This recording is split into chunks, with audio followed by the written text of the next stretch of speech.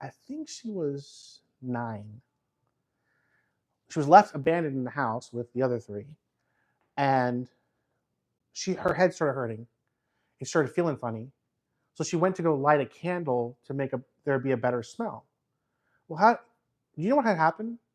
Them being in the house all day by themselves, the gas was turned on. If she had lit that candle, they would have all been dead. But just then, I didn't know what was going on. But for ours, because of the covenant, God made her mom come home right at that moment and open the front door, and she could smell the gas and got them out of there. You know, I can tell you story after story after story like that. You know, and I won't go on with all these stories, but ask me. I can tell you story after story where, for no good reason, they land right somewhere where someone who's there cares about them and take care of them. I'm not even there. But for the sake of the covenant with the Lord, whether they believe or not, God will have mercy on them. You know what I mean? I remember, I don't know why I'm going off on this, but I do remember that moment whenever my ex had first taken the kids and stuff, and I was in a prayer meeting and I was really broken. And I had a really powerful encounter with the Lord.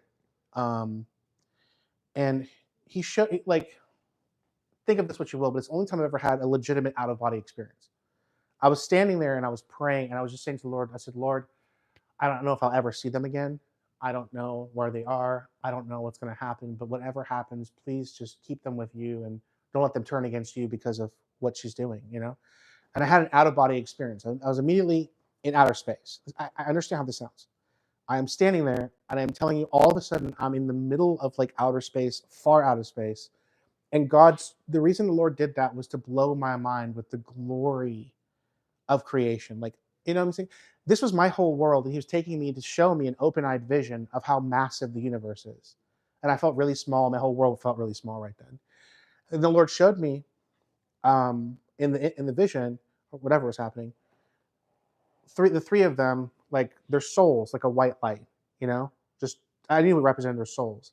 And what he said to me was, he goes, "They're mine." And he said this in a way, not in like a nice way. Like, I'm here to comfort you, my little angel. No, it's like, listen, mortal, they're mine.